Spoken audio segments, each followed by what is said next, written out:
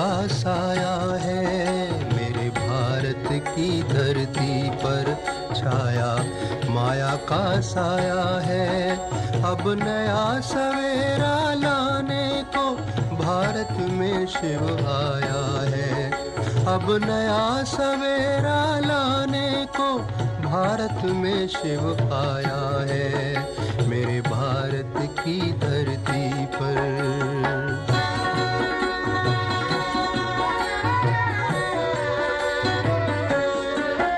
तुम छोड़ो 5 विकारों को, अब उठ के ज्ञान का स्नान करो। तुम छोड़ो 5 विकारों को, अब उठ के ज्ञान का स्नान करो।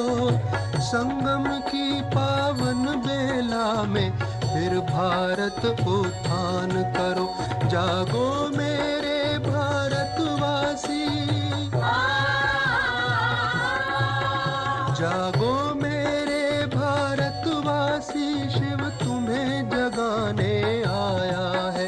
अब नया सवेरा लाने को भारत में शिव आया है, मेरे भारत की धरती पर।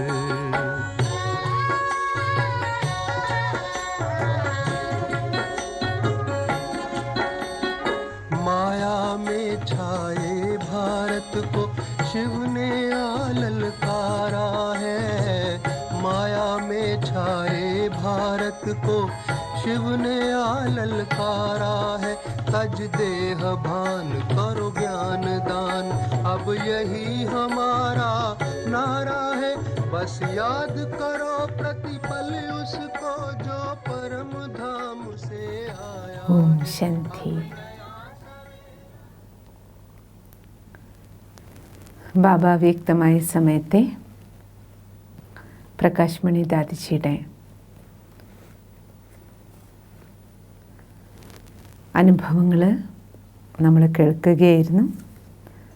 ഇനി ദാദി വീണ്ടും തുടരുകയാണ്. കുറച്ചും കൂടി ദാദി തന്നെ സ്വയം ആ സംഭവങ്ങൾ, കാരണം ദാദിയെ പോലെ അതിന് ദൃക്സാക്ഷിയായിട്ട് മറ്റാരും ഇല്ലല്ലോ എല്ലാ കാര്യങ്ങൾക്കും.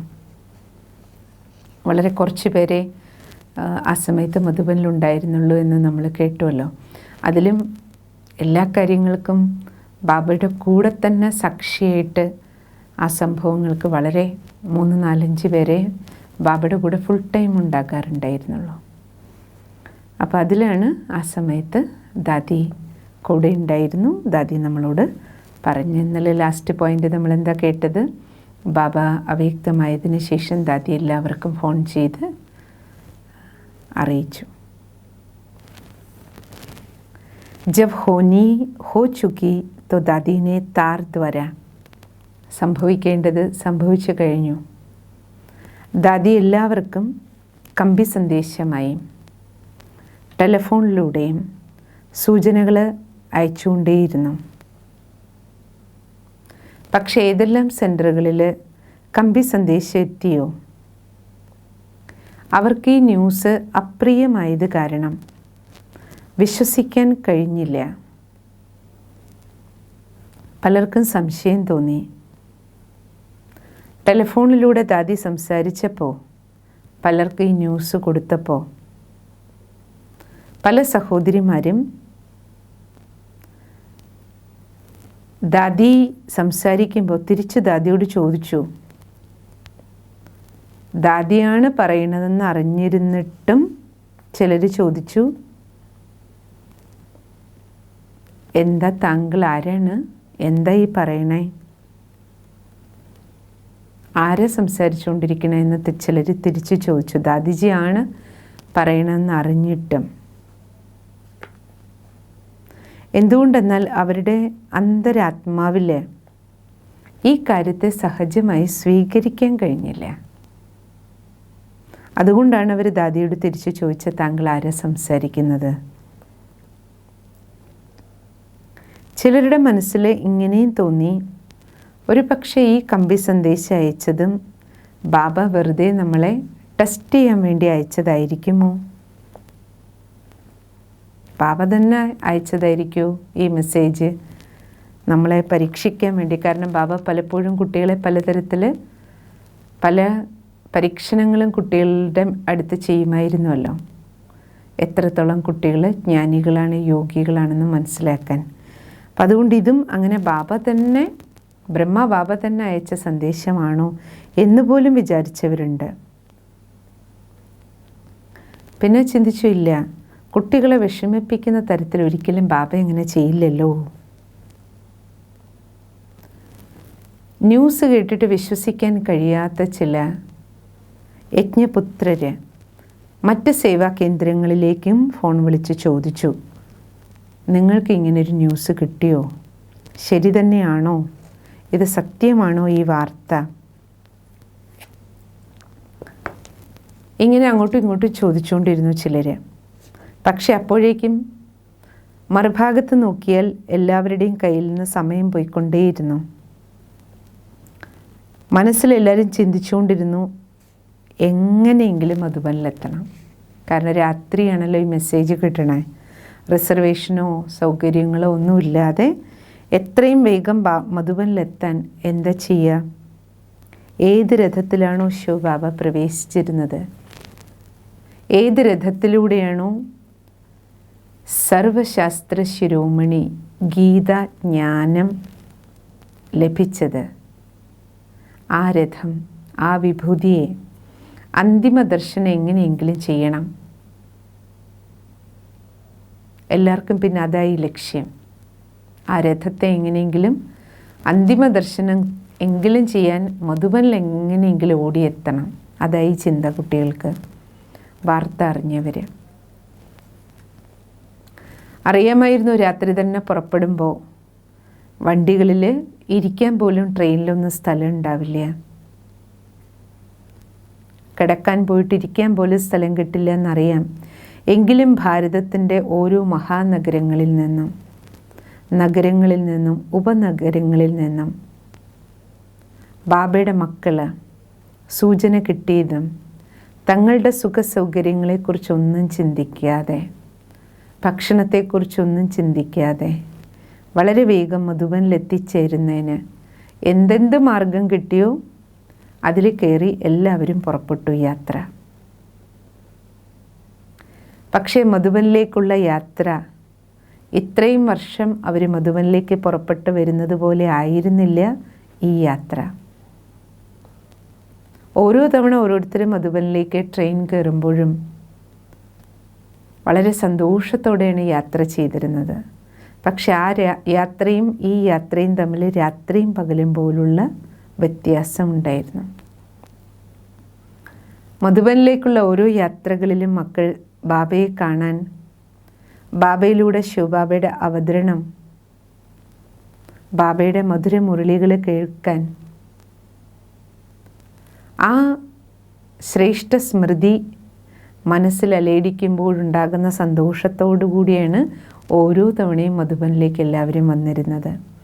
പക്ഷേ ഇപ്പോൾ മനസ്സിൽ മധുബനിലേക്കാണ് വന്നുകൊണ്ടിരിക്കുന്നതെങ്കിലും അനേക ചോദ്യങ്ങളായിരുന്നു മക്കളുടെ മനസ്സിൽ.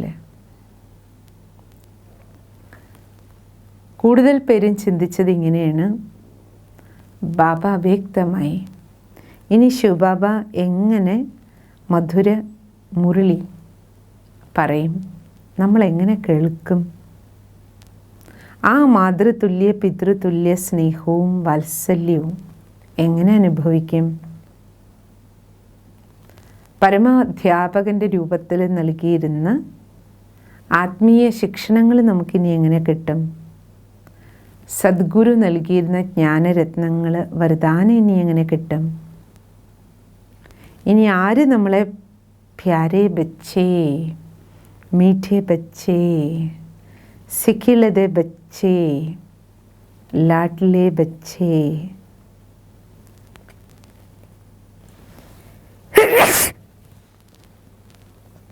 ഇപ്രകാരം സ്നേഹവാത്സല്യങ്ങൾ നിറഞ്ഞ വിളി ആര് നമ്മളെ വിളിക്കും?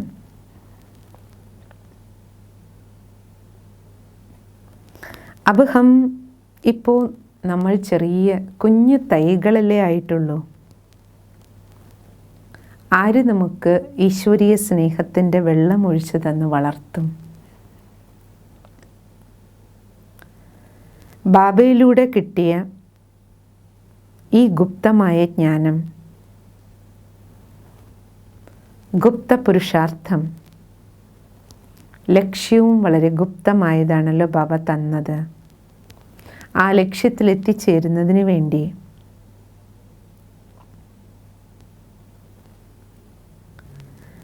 നമ്മളെ ഇനി ആര് സഹായിക്കും? ബാബ സാകാര ശരീരം വിട്ടിട്ട് സ്വയം ഗുപ്ത രൂപത്തിൽ പോയി കഴിഞ്ഞല്ലോ. ബ്രഹ്മശരീരത്തിൽ ശിവബാബ ഗുപ്തമായിട്ടാണ് വന്നിരുന്നത്. ബാബയുടെ കാര്യവിധികളും ലോകത്തിൻ്റെ ദൃഷ്ടികോണിൽ ഭഗവാന്റെ കർത്തവ്യങ്ങളും ഗുപ്തമായിട്ടാണ് ഇതുവരെയും നടന്നത്. പരന്തു ജബ് അബ് സാകാർ ബാബ ഭി, പക്ഷേ ഇപ്പോൾ ഭഗവാൻ അവതരിച്ചിരുന്ന ആ രഥം തന്നെ ഗുപ്തമായി കഴിഞ്ഞു. ഇനി ഈ വിശ്വനാടകത്തിൽ ഏത് ദൃശ്യമാണ് അനാവരണം ചെയ്യപ്പെടാൻ പോകുന്നത്?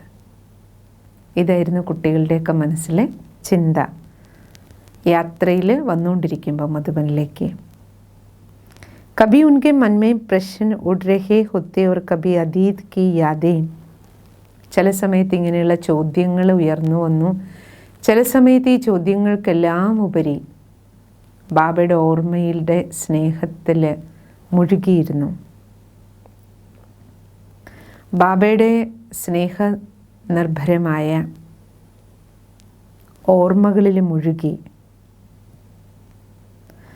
മനസ്സിൻ്റെ കണ്ണിൽ ബാബയോടൊപ്പം ഉണ്ടായിരുന്ന ഇത്രയും വർഷത്തെ ജീവിതാനുഭവങ്ങൾ കുട്ടികളുടെയൊക്കെ മനസ്സിൽ ഫിലിമിൽ റീലിലൂടെ കടന്നു പോകുന്നത് പോലെ തോന്നി കുട്ടികൾക്ക്. അങ്ങനെ എല്ലാവരുടെയും മനസ്സ് നിറയുകയായിരുന്നു. സ്മൃതികൾ കൊണ്ട് നിറഞ്ഞ മനസ്സോടു കൂടിയിട്ടായിരുന്നു യാത്ര. എല്ലാവർക്കും തോന്നി എത്ര വണ്ടിയിലിരുന്നിട്ടും മധുബൻ എത്തുന്നില്ല എന്ന് തോന്നി. എത്രയും വേഗം മധുബനിൽ എത്തിച്ചേർന്നാൽ മതിയായിരുന്നു. ഈ സങ്കല്പമായിരുന്നു കുട്ടികളുടെ ഉള്ളിൽ. അവസാനം എങ്ങനെയൊക്കെയോ ഓരോ വണ്ടിയും കയറി ഇറങ്ങി അവസാനം മധുബനിൽ എത്തിച്ചേർന്നു. മധുബനിലൊരു വലിയ മേള പോലെയായിരുന്നു. എല്ലാവരും ഒഴുകിയെത്തുകയായിരുന്നു. മധുബനിൽ എത്തിച്ചേർന്നതും എല്ലാവരും ബാബയുടെ ഭൗതിക ശരീരം എവിടെയാണോ ആ ഹാളിലേക്ക് എത്തിച്ചേരാൻ വേണ്ടിയിട്ട് ബാബയെ കാണാൻ വേണ്ടിയിട്ടുള്ള തിടുക്കമായിരുന്നു. ഹിസ്റ്ററി ഹാളിൽ എല്ലാവരും ഓടിയെത്തി. ബാബ സുന്ദരമായി തയ്യാറാക്കിയ ഹാള്. അന്തിമ ദർശനത്തിനായി ബാബയുടെ ഭൗതിക ശരീരം അവിടെ ഉണ്ടായിരുന്നു. ബാബയെ വന്ന് കാണുമ്പോൾ എല്ലാവർക്കും തോന്നി ബാബയുടേത് വളരെ വിചിത്രമായൊരു സുഷുപ്തിയിലാണ് ബാബയെന്ന്. ഉറങ്ങിക്കിടക്കുകയാണെന്ന് എല്ലാവർക്കും തോന്നിയുള്ളൂ. കാരണം ബാബയുടെ മുഖമണ്ഡലത്തിൽ അത്രത്തോളം ശാന്തിയും സന്തോഷവും പ്രാപ്തികളുടെയും അടയാളങ്ങളാണ് കാണപ്പെട്ടത്. ശാന്തിയുടെ, സന്തോഷത്തിൻ്റെ, പ്രാപ്തിയുടെ അടയാളങ്ങളായിരുന്നു മുഖത്ത്. അപ്പോഴെല്ലാവർക്കും തോന്നി ബാബ ശിവബാബയുടെ ഗഹനമായ ഓർമ്മയിൽ മുഴുകി